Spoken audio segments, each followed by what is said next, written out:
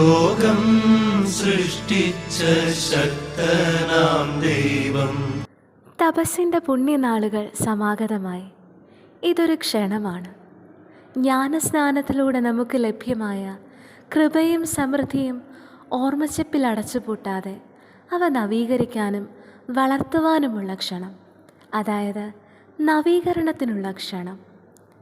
അങ്ങനെ ജ്ഞാനസ്നാനത്തിലൂടെ സംലഭ്യമായ കൃപയും പ്രത്യാശയും സന്തോഷവും വീണ്ടെടുക്കുവാൻ നാം ശ്രമിക്കുന്ന ഒരു കാലഘട്ടമാണ് തപസ്സുകാലം.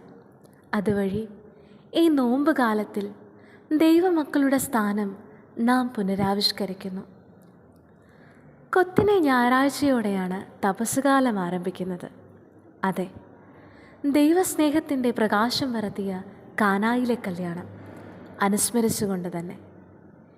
യേശുവിൻ്റെ പരസ്യജീവിതകാലത്ത് മറ്റു കല്യാണ വീടുകളിൽ നിന്നും വ്യത്യസ്തമായി തിരുവെഴുത്തിൻ്റെ താളുകളിൽ ഇടം പിടിക്കത്തക്ക വിധം കാനായിലെ കല്യാണ വീടിൻ്റെ പ്രത്യേകത എന്തായിരുന്നു? ഒറ്റ വായനയിൽ ചില ന്യൂനതകൾ മാത്രമുള്ള ഒരു വീടായിരുന്നില്ലേ അത്? കണക്കുകൂട്ടലുകൾ തെറ്റിയ ഒരു കുടുംബനാഥൻ്റെ വീട്, സന്തോഷത്തിൻ്റെ സൽക്കാര വീഞ്ഞ് തീർന്നുപോയ വീട്, നാണക്കേടിൻ്റെ നടുമുറ്റത്ത് നിറകണ്ണുകളോടെ നിൽക്കേണ്ടി വന്ന മാതാപിതാക്കളുടെ വീട്, ഏത് നിമിഷവും അപമാനത്തിൻ്റെ വഴുകുന്ന വരമ്പത്തേക്ക് വീഴാൻ സാധ്യതയുണ്ടായിരുന്ന ഒരു മണവാളൻ്റെ വീട്. എന്നാൽ കുറവുകളെ നിറവുകളാക്കാൻ ക്രിസ്തു എത്തിയ വീട്. അങ്ങനെയാണ് 2000 വർഷങ്ങൾക്കിപ്പുറവും തിരുവെഴുത്തിൻ്റെ താളിലും സുവിശേഷകരുടെ നാവിലും കാനായിലെ കല്യാണ വീട് ഇടം പിടിച്ചത്. നീ കണക്കുകൂട്ടിയ വഴിയിലൂടെയാവില്ല നിന്റെ ജീവിതം കടന്നുപോയത്. നീ വരച്ച ചതുരവടിവിനകത്ത് നിന്റെ ജീവിതം ഒതുങ്ങിയില്ലായിരിക്കാം. ജീവിതത്തിൽ എടുത്ത തീരുമാനങ്ങൾ തെറ്റിപ്പോയ, വഴിതെറ്റിപ്പോയ, കണക്കുകൂട്ടലുകൾ തെറ്റിയ, ഇടപെട്ട രീതികൾ തെറ്റിപ്പോയ, സന്തോഷത്തിൻ്റെ സമാധാനത്തിൻ്റെ വീഞ്ഞു തീർന്നു പോയ ഒഴിഞ്ഞ ജീവിത കൽഭരണിയുടെ മുൻപിൽ ഒറ്റയ്ക്കിരുന്ന് തേങ്ങുന്ന നിന്നിലേക്ക് ഒരു പ്രത്യേക ശ്രദ്ധ ക്രിസ്തുവിനുണ്ട് കേട്ടോ.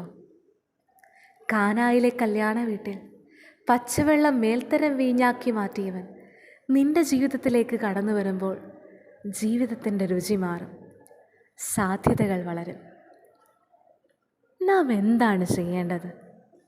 തീർന്നു പോകുന്ന വീഞ്ഞും വീഞ്ഞില്ലാത്ത ജീവിതത്തിൻ്റെ പൊള്ളയായ മൺകലങ്ങളും ദൈവകരങ്ങളിലേക്ക് അങ്ങ് സമർപ്പിക്കുക. പിന്നെ യേശുവിൻ്റെ ഹിതമനുസരിച്ചാണ് എല്ലാം സംഭവിക്കുന്നത്. അവിടുത്തെ വാക്കുകളിൽ വെള്ളം നിറയ്ക്കപ്പെടുമ്പോഴാണ് മേൽത്തരം വീഞ്ഞുണ്ടാകുന്നത്. നമ്മുടെ ജീവിതത്തിൻ്റെ വീഞ്ഞു തീർന്നു പോന്ന അനുഭവങ്ങളെ ഈശോയുടെ കരങ്ങളിലേക്ക് സമർപ്പിക്കുകയും അതിനെ അവിടത്തേക്ക് ഇടപഴകുവാനുള്ള അവസരമായി വിശ്വാസത്തിൽ കാണുകയും ചെയ്യുമ്പോഴാണ് മാനുഷികമായ നമ്മുടെ പരിമിതികളും കുറവുകളും ഇല്ലായ്മകളും ദൈവത്തിൻ്റെ സാധ്യതകളായി മാറുന്നത്. കൃപയുടെ വലിയ അത്ഭുതങ്ങളായി അവ പരിവർത്തനം ചെയ്യപ്പെടുന്നത്. ആ സാധ്യതകൾ അനന്തവുമാണ്. ദൈവമേ, അതിനുള്ള ശ്രദ്ധയും തുറവിയും അനുദിനം ഈ അടിയങ്ങൾക്ക് തരണമേ. ആമേൻ.